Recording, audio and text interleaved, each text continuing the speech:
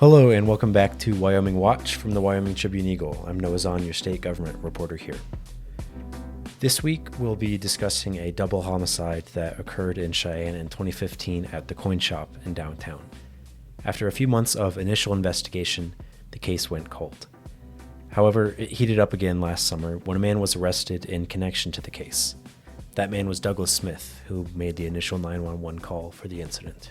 Despite no murder weapon ever being found and no motive ever identified, Smith was found guilty and sentenced earlier this week to 2 life sentences while he continues to plead his innocence. Our crime and public safety reporter, Ivy Secrest, has been covering the case since it picked back up again last year. Here's my conversation I had with her now. Now I'm here with Ivy to talk about this case. You've been covering it for around a year now, and I guess first, can you take us back to before you started covering it around 10 years ago? What happened? What are the facts of the event that we know? Yeah, so back in 2015, during the Cheyenne Frontier Days Pancake Breakfast, which is a huge event in town, free pancakes, everyone is out, around 9:30 a.m. on July 20th in 2015, there was a 911 call detailing what was initially reported as an armed robbery that resulted in the deaths of 2 people, Dwight Brockman, the owner of the coin shop, and his friend George Doc Manley. This case really did not see a lot of movement in the initial months following the 2 deaths. And then after that, the case kind of went cold and then was later picked up again, which brings us to 2024. In June of 2024, when the 911 caller on that morning was arrested for 2 counts of first-degree murder. His name is Douglas Smith, and earlier this week he was sentenced to 2 sentences of life in prison without parole for both these murders. And so he was the 911 caller in this situation. What was, I guess, the evidence presented that led to his arrest and this week sentencing now? So, yeah, he was the 911 caller initially. The way his narrative has gone is he walked into the coin shop that morning looking to drop off some literature with another frequent patron and just check in and see if there was anything for him to pick up. He comes into the coin shop. There's a man with a gun, points the gun at him, tells him to get out of the shop. He gets out of the shop. He calls 911. And reports that his friend Dwight Brockman has been shot and that Doc has been shot. George Doc Manley, the other victim in this situation. So following the initial incident in 2015, Detective James Peterson takes on the case. He investigates a bunch of witnesses, particularly people who had kind of minimal interaction with the scene. He conducts some of these initial interviews with Douglas Smith, and the case goes cold and later gets picked up. How we get from 2015 to the arrest in 2024 is the investigation of Detective Pendleton, who was able to determine through an adjusted timeline, reviewing previous investigations, and speaking with Smith, that Smith is the most likely person to have shot Brockman and Manley. And even though he was arrested in 2024, we don't see his case go to trial until 2025. And in that trial, it's really heavily debated whether or not the investigation that Pendleton did has concrete evidence. And is that a lot of the reason for the delays? I mean, I know you don't cover double homicide cases too often. I don't know if they usually take this long for the legal process to pan out, but was that the main reason for these delays, was the lack of evidence, if you will? So the reason for the delays, at least as our DA, Sylvia Hackle, has put it, was at the request of the defense. So Smith's attorney, Rob Oldham, put in the majority of the requests to delay. I cannot say why he did that. Even though we reached out, he did not comment on his reasoning for delaying cases. I do know that in one instance, one of the delays was caused by a request for a change of venue. So because Cheyenne is a relatively small community and these murders were very high profile in a very prominent part of town during a very prominent part of year, it's hard to find people who were in Cheyenne in 2015 who don't know what happened. And Oldham's reasoning for having a request for a change of venue was this case has been heavily covered by the media. This case is very high profile, happened in a very high profile place at a high profile time, and he felt that it would be impossible for them to get a jury that wouldn't have preconceived notions about Smith, and therefore Smith wouldn't get a fair trial, which is something Smith brought up again after his sentencing, that he felt he didn't get a fair trial because this community was poised against him from the beginning. And the jury, do you know much about them? Were they aware of this case? Did they have those notions that he said they would likely have?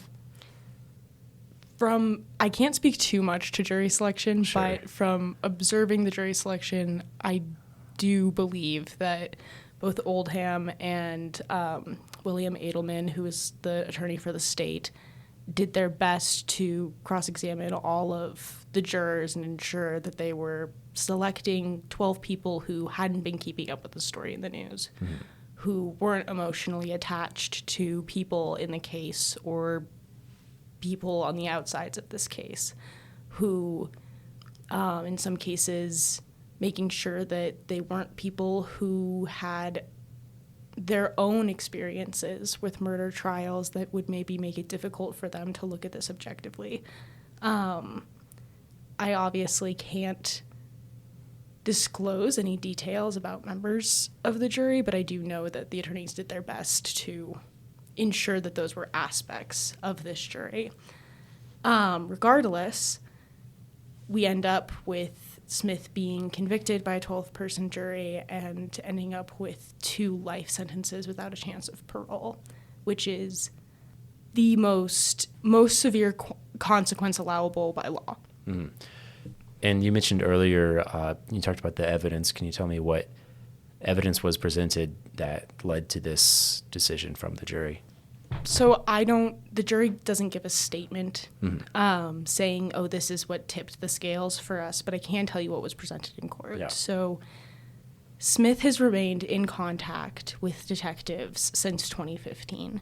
He has updated them of his address. He has been open for questioning. He has been very cooperative through both of these investigations, both in 2015 and when the cold case was picked up again by Detective Pendleton. He's a Canadian citizen, so he easily could have left the country, and he temporarily did, but he came back. He was arrested in California, but he has, through all of those moves, remained in contact with police. So a lot of the evidence that was presented were hour-long interviews with Smith, where he describes what he thinks happened in the coin shop that morning, where he picks apart all of these details of the case. And as Pendleton was investigating, he found that a lot of these details that Smith was disclosing were details that he couldn't have known as a quick bystander. They test the Hawaiian t-shirt that Smith was wearing on the day of the murders. There's no conclusive DNA evidence that comes back. They never find the murder weapon, and they don't have an alibi. What they do have is a lot of what they deem as suspicious statements from Smith. He refers to that shirt as his Dwight shirt. The jury has shown an interview where Smith tells detectives in the second investigation that, oh, yes, I still have that shirt. That's my Dwight shirt, and he offers it up for testing. In that same interview where he refers to the Hawaiian shirt as his Dwight shirt, Detective Pendleton is told this sequence of events that Smith believes happens, that a man walks into the coin shop, conducts some sort of an exchange, leaving a ring on the counter, and then Brockman turns around. Manley is shot first, Brockman's shot second, and at that point in the investigation, that is the exact sequence of events that Pendleton and detectives believe has happened. Mm-hmm. And Smith based on his 911 call, comes into the shop after that's happened. He walks in, these men have been shot, the gun's being pointed at him. So Pendleton's logic in his testimony is that there's no way for him to know that unless he did that. And was he, whenever he told that timeline of events, did he say where he was? Was he on the street observing it, or how did... Smith had gone into the store. He, in his recounting of events to detectives, he goes into the front door. He sees someone who he describes as a Hispanic man rummaging through cabinets and whatnot. He sees Doc on the floor. This alleged Hispanic man turns around with a gun, points it at him, and he gets out and he calls. He did go into the store, but he doesn't say on the 911 call or in any of the subsequent interviews that he saw either of the men be shot. He, in one of the interviews, is clearly distraught when he finds out that Brockman has been shot and killed, that he didn't survive what he had described at the time as an armed robbery. And based on phonar scans of the shop, from where they believe Smith had to have been standing, he couldn't have seen Doc's body. Okay. And that is the first person he identifies as shot when he calls on the 911 call. Okay. And, were there any other witnesses to this that testified, or any other suspects that were considered during this case, or was it just Smith? Additional suspects is another point of contention with Oldham, Smith's attorney. In the initial investigation, yes. In the initial investigation, Peterson is considering all of his options. Detective Peterson, the original detective on this case. He's looking at people in town who at the time were known to have a bit of a drug problem and might have conducted an armed robbery. He's looking at people who had allegedly drunkenly admitted to killing Brockman and Manley. So when they reopen this case later on, according to Pendleton's testimony, they reviewed all of those interviews, and the only person, according to Pendleton, who hadn't been thoroughly examined was Smith. Smith was never treated as a suspect in the initial investigation.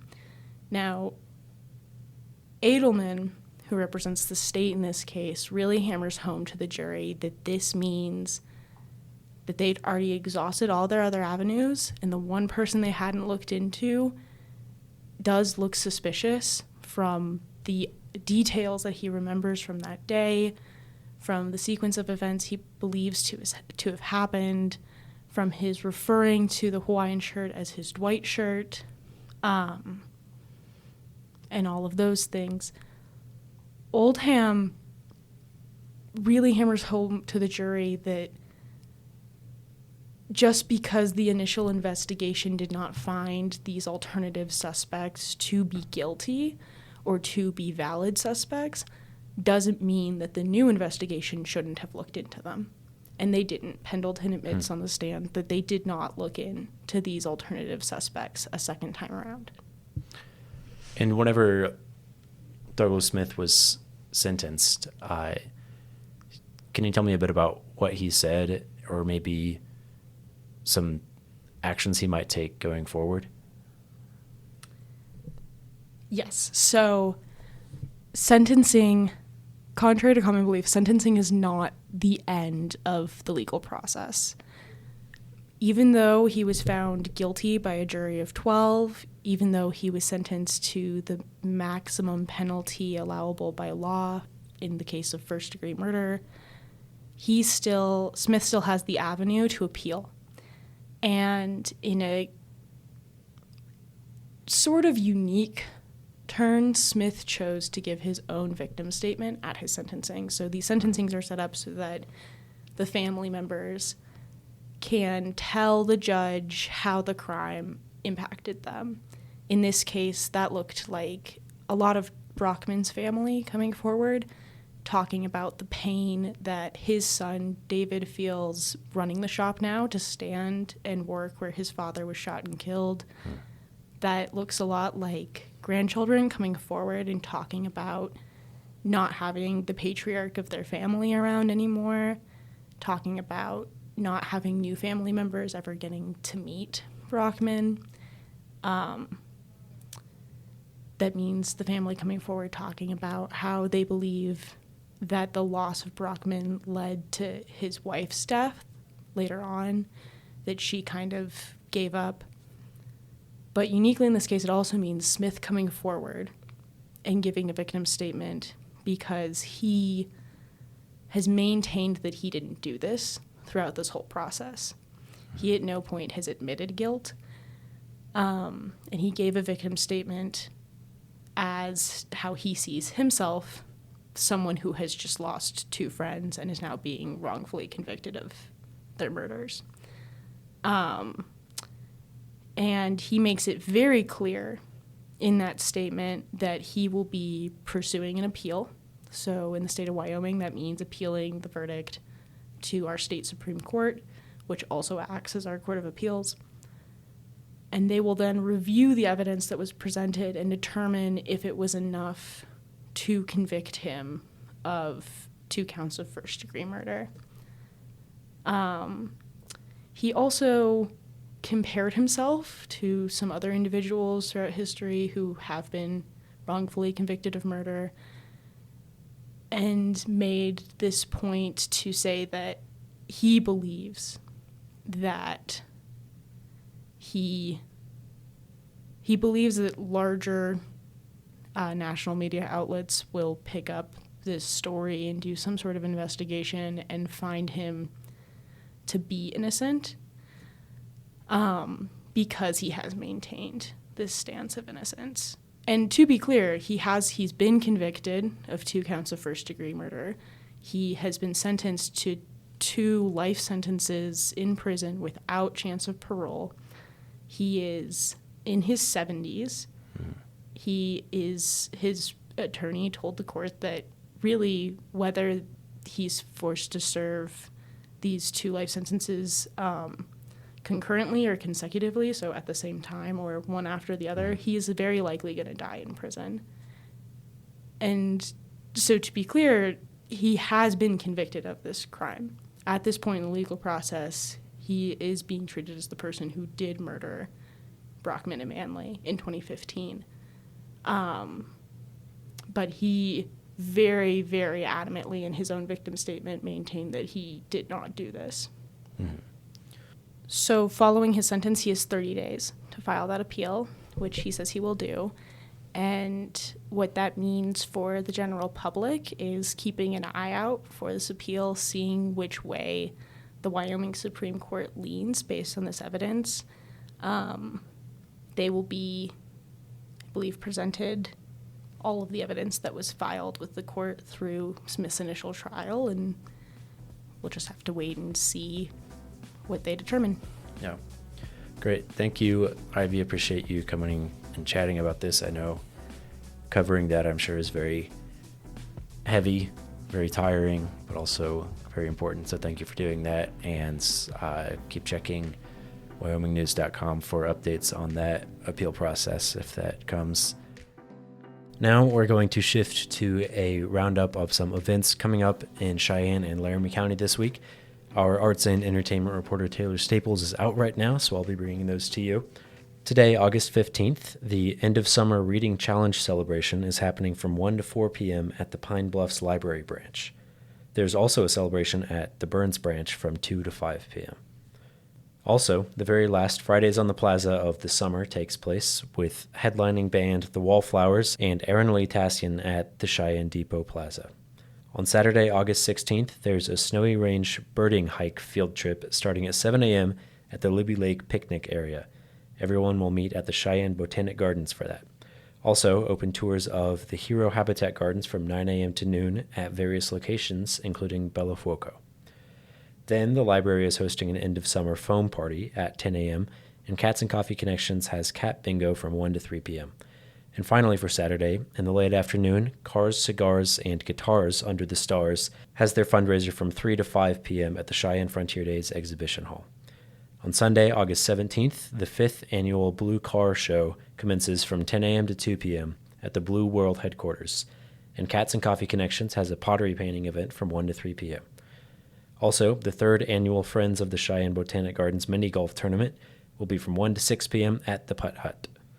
On Monday, August 18th, there's a monthly Volunteens meeting from 3 to 5 p.m. at the library in the Sage Room.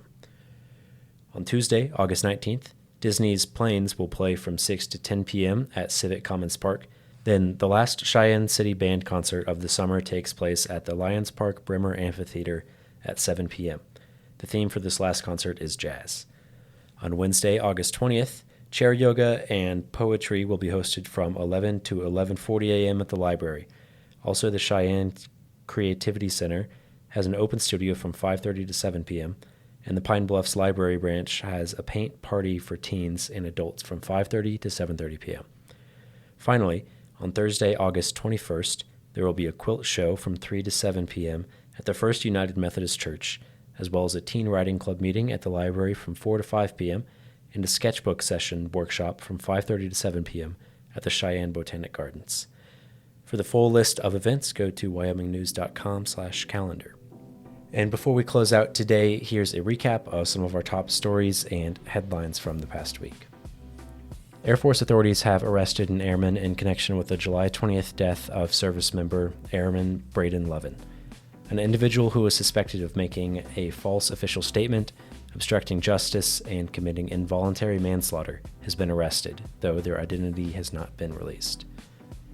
State Senator Eric Barlow, a Republican from Gillette, announced his bid for governor of Wyoming on Tuesday in Wright. Barlow served in the Wyoming House of Representatives for 5 consecutive terms from 2013 to 2022 before he began his first Senate term in 2023. The Wyoming legislature is considering a bill that librarians from across the state say will eliminate young adult and teenage sections from public libraries, calling it unnecessary and harmful to the state's youth. Additionally, they say it could bring an end to some local libraries if they are not in compliance and rack up the associated $50,000 fines for violation of the bill if passed into law. Taco John's International, the fast food company that began in Cheyenne in 1969 as a tiny taco stand, has officially moved its corporate headquarters to the Minneapolis, Minnesota area. The headquarters was previously located in Cheyenne at 808 West 20th Street. And finally, Cheyenne Leads, the local economic development company for Cheyenne and Laramie County, is officially taking over the project to renovate and find tenants for the mostly vacant Heinz building and the downtown hole in a public-private partnership approved Monday. That's all for this week's episode of Wyoming Watch. Thanks for tuning in, and be sure to check back next Friday for more.